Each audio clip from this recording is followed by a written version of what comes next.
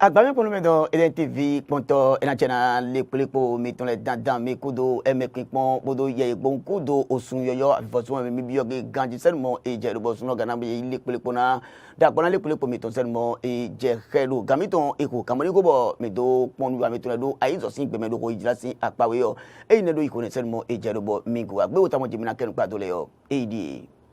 mina mono kuno jame ki pondo mudo ablodi gbajami jami de si o we kan le konu kon we go e tone midu dandan ne bo e trio àwọn fo tentemele to gambe ne tro ton gbodo àwọn pa tro go gaga je tonu kun woni be ne tro ton ji yo ye kle de do cancel mo e jadodo yimo ilodo no tenton we lo boulevard na marina fun e ye kle gando de àwọn fo tentemele ne gan le gan yan po yan zan le tete yo mina mo pon ganji do nuwa miton e game selmo e je credo mitron e gensin apawe yo otoro di dosin apa do bayi o politique yo so ava kan lo me na yana mi ye moni bayi e me dele o ile ton son to ro gbeta moni bayi pasa to me wa bi o so so akiti lo me ganji bo satiri gbe moni wa yan e ye bayi ni wa iton le ganji on do bi o otoro ro gbeta o be er lo me ganji ne gan le ganyan po yan ni wa le o mana gon o ye da pole ma pon do ni wa mi ton e game wa e gen go do ko le tin on go jangodo hota mo jimi kenu pa to na mi ro tetele mi bo fe do e tembe ton le me mi do plan kan ho le bi pata ton ami seulement et jeredo jole ko do go mi ko ku do gan memo mlegi eme ponto lolo yi do ko ta do le me andado mu do mi jemi di si ablodi gbajao we kan le kon we to e di mi duli do benetro bi o pata me àwọn afodi de tenteme yo nega ikabe du ya to gan benetro ton e gbodo o gan tenteme ati àwọn paton le yo jele ye pli do noten eton du seulement e jedo bo yin si àwọn afoni igbe o 0 te ganji seulement e jedo nega le ganyan buyan o e mi pon o yegele o benamo no kunu jame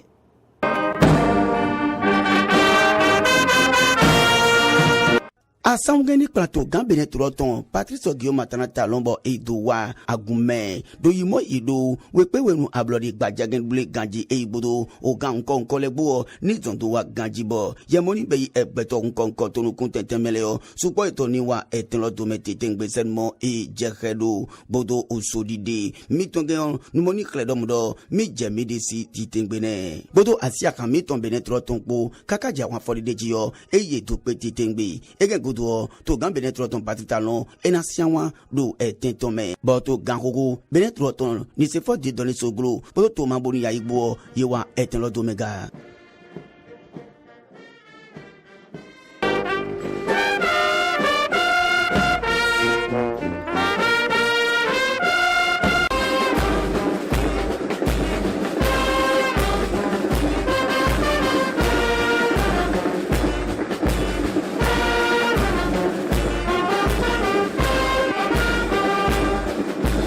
edo ba ke gbogbo do àwọn afọ tẹmẹtẹmẹ na kpono zun ato tẹmẹtẹmẹ mi ton le o àti sun si gboyan si bo ije biba iji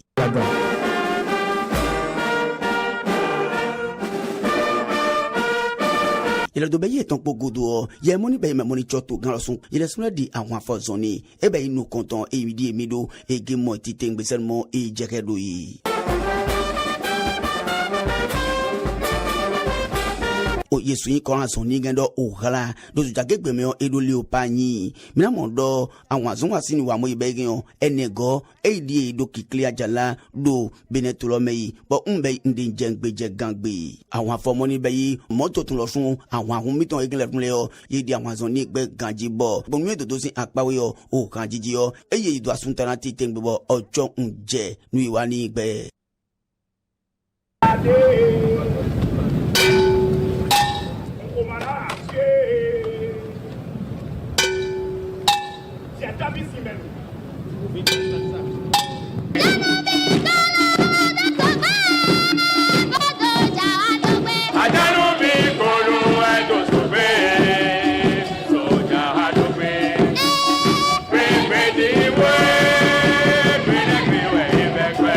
ebe gen gogodo to gan benetro ton ena fonson e mesupo moni wa eleme na dorian osinbo àwọn afọ ide gen ebe yi fifo tone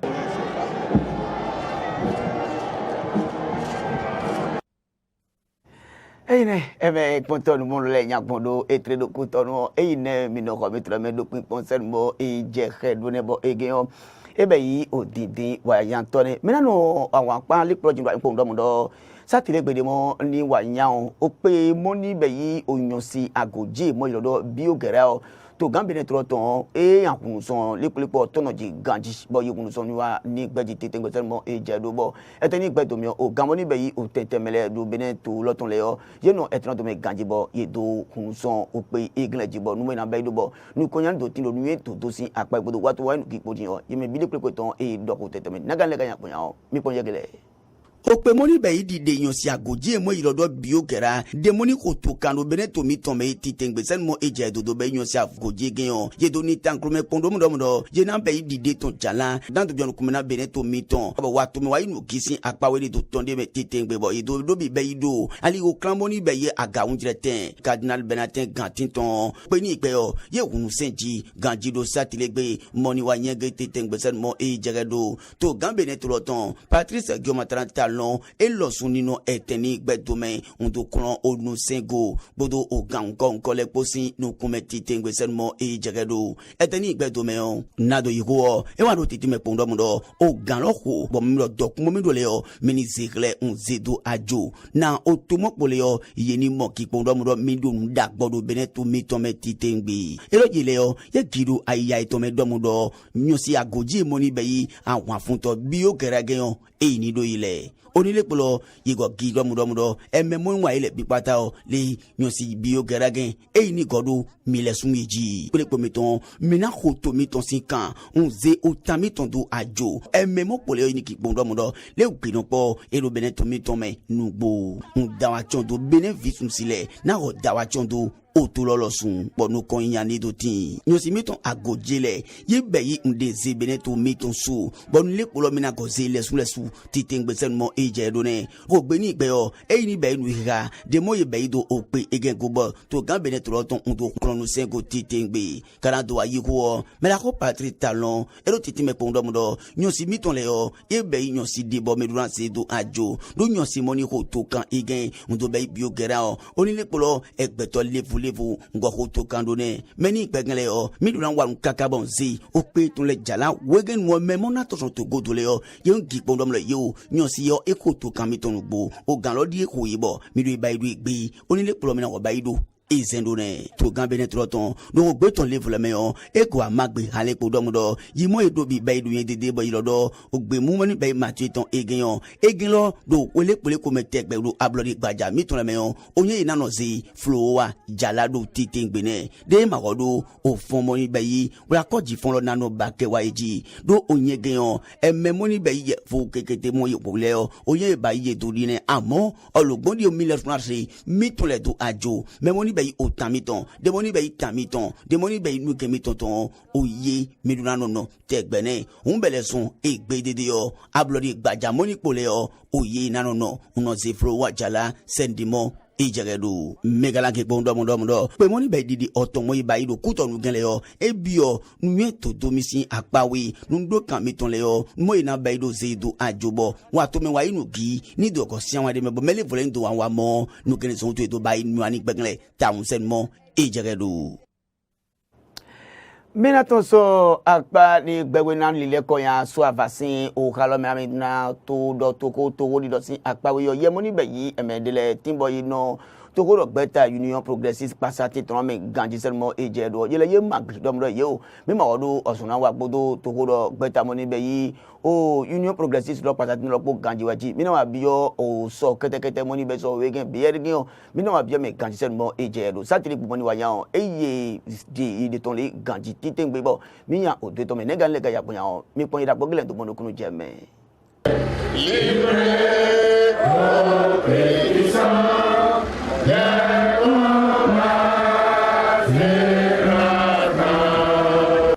bodo asia kan bene tro ton po e ye moni be yi ogbevi sun si nyosi moni be yi tokoro gbeta be er ton le do yi jono e me yo de moni ton son tokoro gbeta pasati ton melen do abia me satilegbe azan gbango sumo me metron die moni wa nya ton titengbe do janvier e ye no do be nu wani gbe ye mo nkonko moni ton so to pon la vie jon lo le me do so avasi pon lo mele o ofo ton pe ganji ati o gan teme moni pechena tokoro gbeta be er ton ken do ganze ten tron ko lo me titengbe sen mo e jeredo eteni igbeto meon memoni non lo nupa unto meda ko jilo kunpe vi na to yikuo e to kwavona emeyoyo di moni bio imele o mito mino vi meda o mito mo sebodo mi go mi do kwano do vo urondo do o takpe vi mo wa remede lo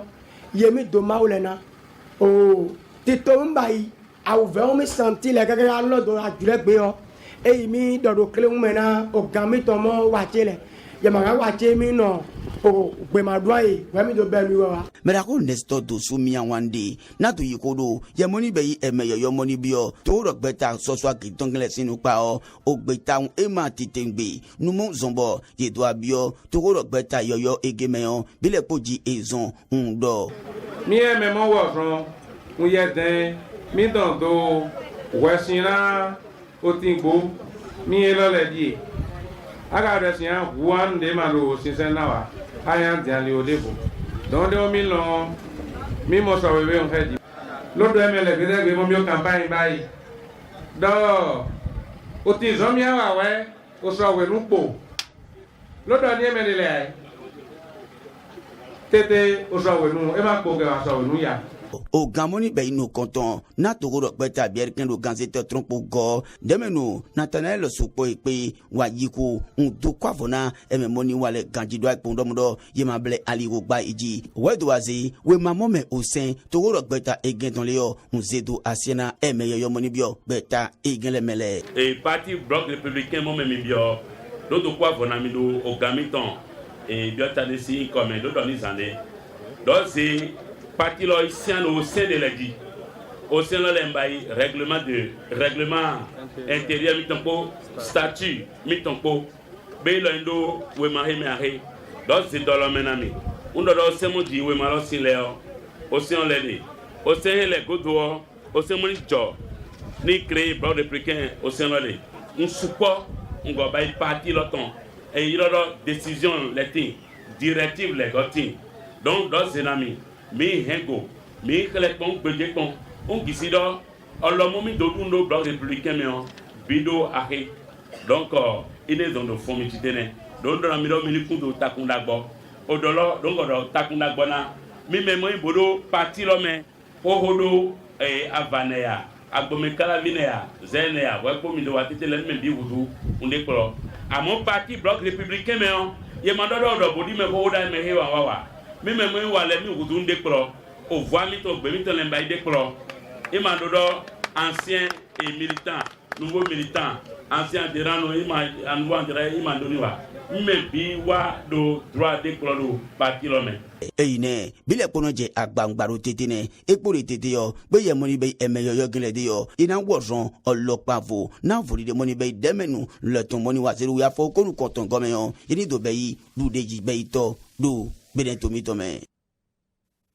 Yeni to be idu deji beto do Benito mitome on numo eduna nyi bone seulement e jero benevi sunsibo nyosibo. Minato suntana ko jami to egbeto ngado en pondo modo alokan madosike de mo yekodo olorun paro pa bi de mo tegbon aliwu to boye un do ko egenyo da gbote kanika do e meya e kanu doji se de mo yekodo nusate mito le meya on mi an ba to pona gan seulement e jero numo ga e kayin pon e mi pon oyegele o minamo kono jeme titengbe. Alors kamado sike de mo sagbon olome gbali oto ali oto le o da gbode ka di do mena moni kole ya e ka do ni jane made o nyanya de ga di gode me abi e do da gbode bo no ton so lo kamado sike mo grogbon olome egen le ya na to se poto vito sile o so po iton yiko nkenu pado ego Isaac Senato vi elo be yi oho doctor titengbelepo e wa do titime po ndo mudo e ma de jere dona yeni ko aloka mado sike gele melo sun gbajido ganjewu de pepe mado ego wa eji numo modo aligo jinko eyin egbele jande madeo amado melo gona teku do titengbe waji eyin aganya alokan ko je ko ten de mo isale lebo anya ko no teni gbele o jena gbe nai ganjewu titengbe sen mo ejedo wege no eyin e wa do bloody jande madeo a ren am zeyan yimo awoli ihen yin go bione titengbe on je le bio eme iton le domu no le kulepo iton ye na aloka madosi ke kote yon ye un tempon unya no teni gbele dodoji de titengbe seulement e jeredo e mani no e ye gbe kando aloka madosi ke koto ali ojigo ye ni gido e mado nunda body waji do ile we hoyo ile maganro aloka madosi ke do ali ojin fogbon olopa de pepe megba mera ko sejo gogan rogbeni gbejan e lo so dozo gbeji ndo kana to yanu kongo to na me e wa do titi me pondo mudo nu le bi papata okuane titengbe do medele tin ye no tin onu pipo ganji nu mo ina ko do boutique me nu satin be aloka madosi ke yon e gre ve ko e kana zan tin denton medele mano gi egenwa de mo ile modo aloka egen popo won ye no yi kwanu anko susu amo e manu wa dendo olonu pa na iwa ji e garo ni jane madeo e ma jengbon lo pa de pe megba hun nu mo ye ko dali oji do be aloka madosi ke ko do ali oji gen yon mi gi pondo mo ganje wu li pepe yo de made gogbon lo pa de pepe megba ji agaya no teni gbole yan ko nte yo ino be indi no jengbeje gangbe jile kana to do ho meletin be do mo nu mo ago san aloka madosi ke do walo de bon aito hen e ina zombo unto dojidi eji yimo ile le dede o jele ko lepo bo mo do milike ezan kaka nzejala bo egen be yi gbigblito amode mo yiwa nyanwon ni na do yan ho ye mana e ganje wa walo mo ga e ka hen ezun kaka bo e den fodu yisi titengbe sen mo e jeredo mina do don le bi papata o walo de mo e do hen aloka emeton e ina zombo unto den ofodu siye titengbe ganji walode mu aido kan lo kamaru ske yo ina so bon do den fodo si nu mo ble kwata ise do monane bere vi sun sibo yon sibo lo do ami te godo mo ni aliko de ma den wa o e mo do aliko ni gbejiwa mi kudo eme pinpon bodo ye bodo o ho mi ton le men se mo mi o no gbejina o agbalo pon me no identity ton do ma o gana o no gbejina mi le sun le o titengbe eyin ezen mo ni wa se do be yi asanga gbe yo mi no vi fon le o ile na mo mi le le ganji gbe yun sangbe yo lọ́wọ́ mi gbọ́ mi náà gbọ́ alílẹ̀ pàánù kan mi náà zo àlèkè àlèyọ èyí dọ́ màá gbẹ́ iye dọ́sẹ̀ mọ́ èyí jẹ̀rẹ̀ lò mi lọ́wọ́ mi pòun dọ́mọdọ́mọdọ́ wáyé bọ̀ wá.